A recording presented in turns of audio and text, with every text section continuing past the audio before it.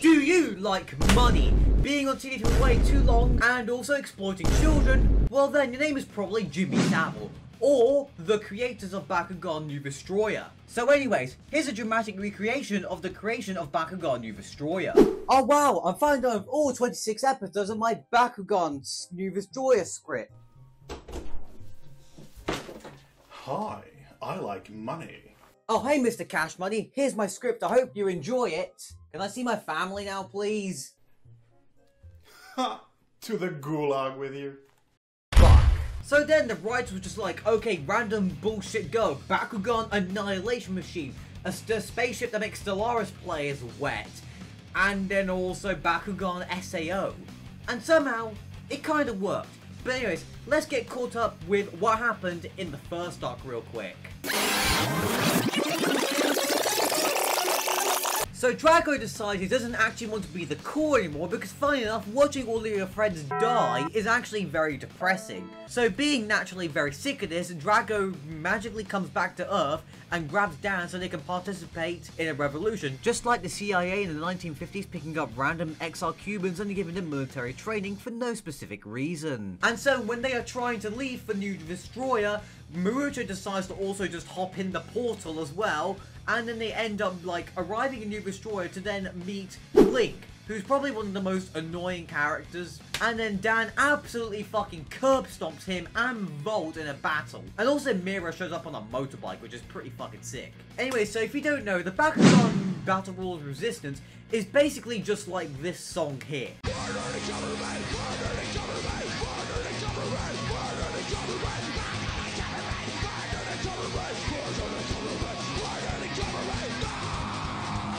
And then after the Battle Brawlers Resistance meets Shun, who explains how he literally fell into a portal because in this world, apparently, portals just randomly open up in the middle of nowhere, throwing you into another dimension, because that's 100% completely normal.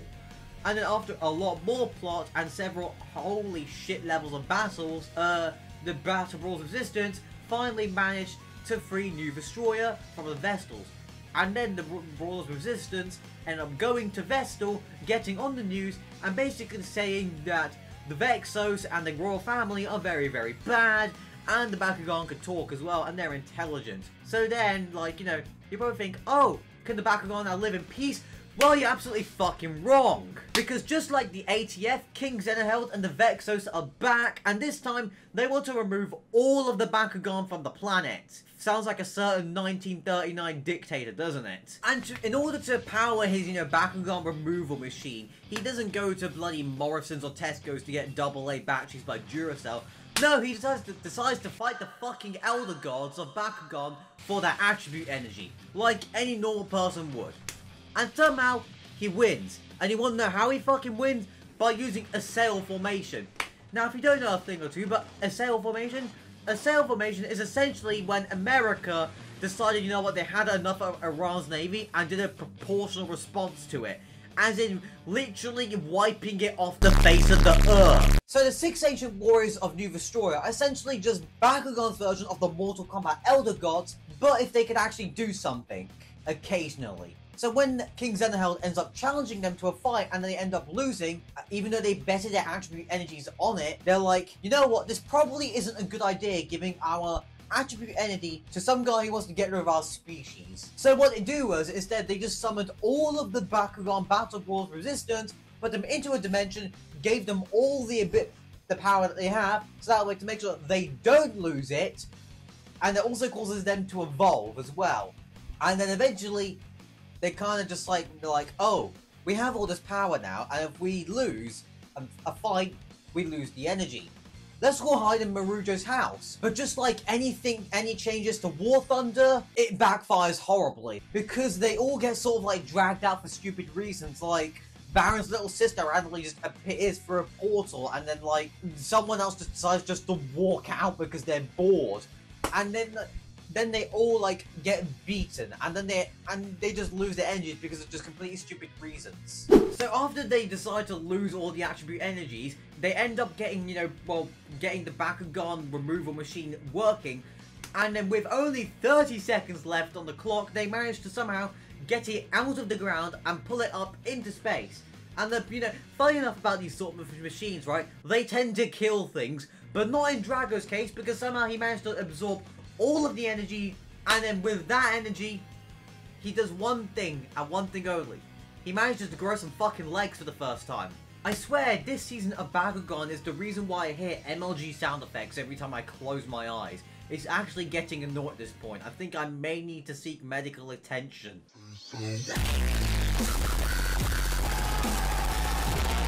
Anyways, remember the spoiled, arrogant twat Hydron who somehow manages to make goth chicks seem like they have a stable relationship with their father? Well, this series ends up expanding on it by including a funny little thing known as child abuse. Also, can we just talk about the mechanical Bakugan? They're actually fucking ridiculous.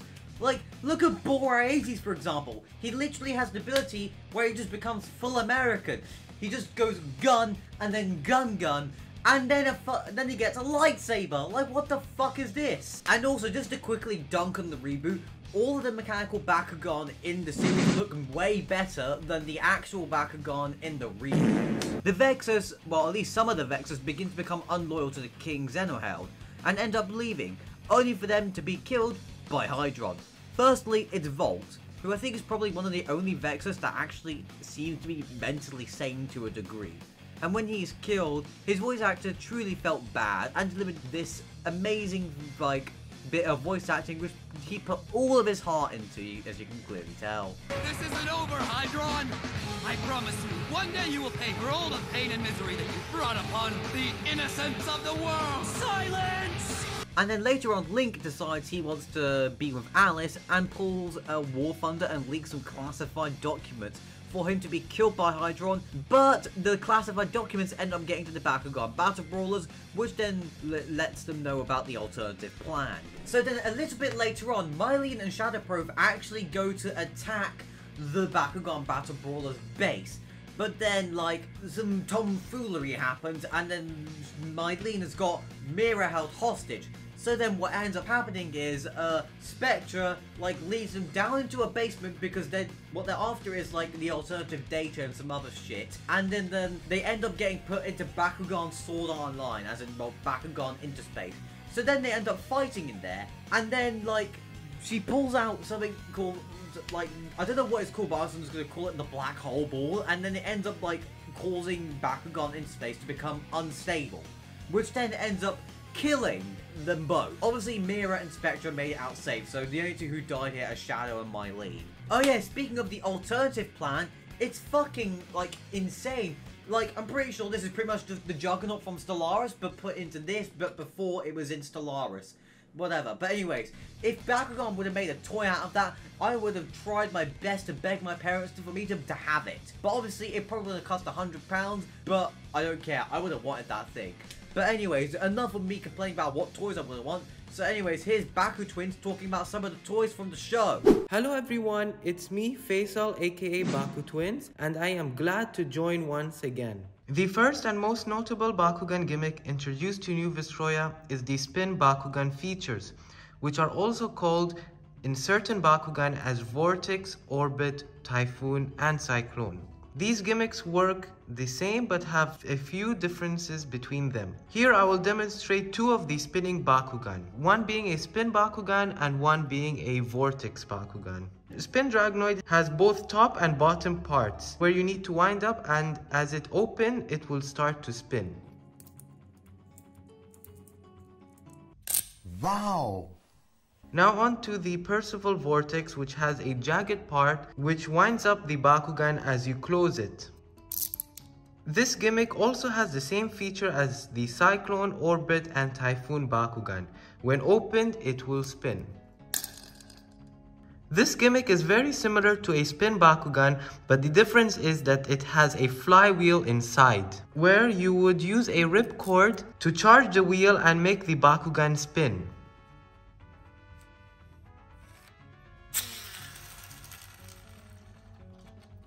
Trap Bakugan is the first ever support piece introduced in the game.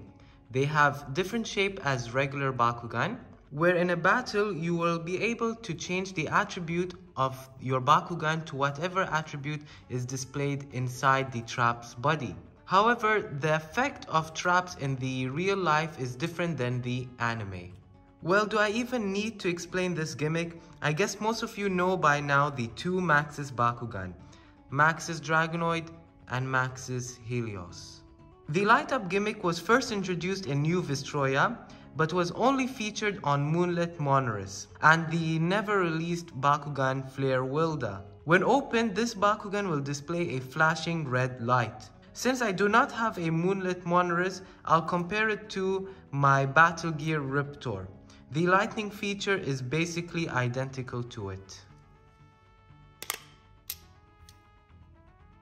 Like I mentioned earlier, New Vestrioa did a refresh on previous season's Bakugan gimmick, which includes the G-Power Wheel, the Attribute Wheel, and both a G-Power and Attribute Wheel. They also brought back the Jumping Boost, which is on Boost Ingram, and the Heavy Metal gimmick, which includes various types of Bakugan. Here is Primo Vulcan, for example. In New Vestrioa, only one Bakugan did have the dice throwing gimmick, and it is Mystic Illico. Where it opens, a dice will be thrown out to determine the G-power of the Bakugan. I unfortunately do not own one, so for comparison's sake, I will show Mystic Chancer, which is practically identical to Mystic Illico. It's a pleasure to be featured in this video. If you are interested in Bakugan content, check out my channel Baku Twins, where I do Bakugan unboxings, trick shots, and talk about Bakugan brawling tips. So anyways, that big fucking spaceship at the end of the anime, which ends up causing a 4 full-on episode like battle.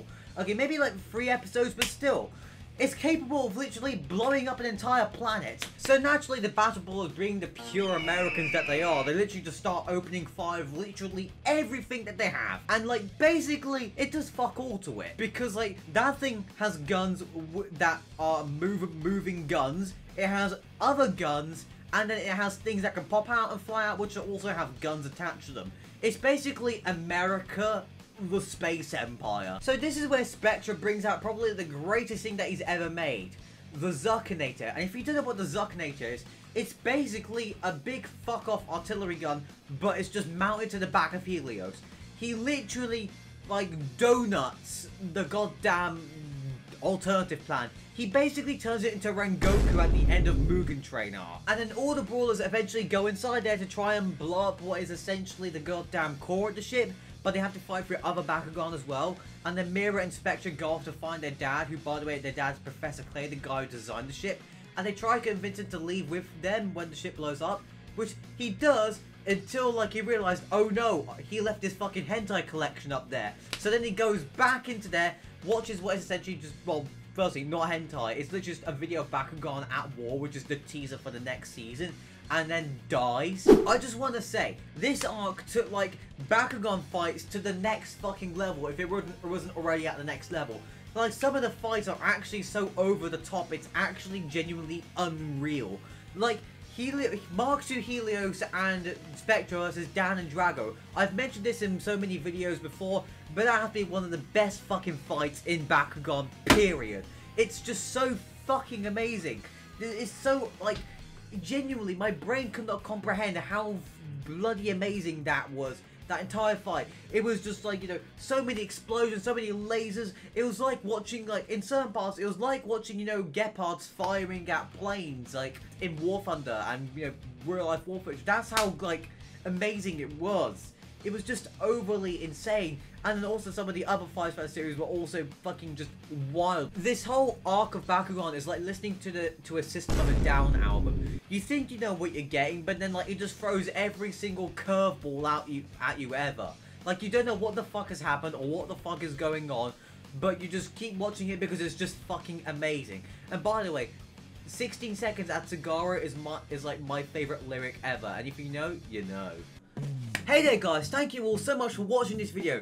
If you really enjoyed this video, please make sure to comment what your favourite Bakugan from Season 2 is, and also to subscribe to my channel and like the video so that way more people can see it. And also I just want to say a big thank you to Baku Twins and Added Cheese for featuring it in this video. And if you also happen to be feeling ungovernable just like me, and you want to knock over a few speed cameras, make sure to stream Zona's Murder the Government track and some of their other songs because they're a pretty fucking awesome band. And if you want to see more Bakugan videos, please watch this one here where I talk about Bakugan fights or anything about Bakugan. It's gonna be some random video here.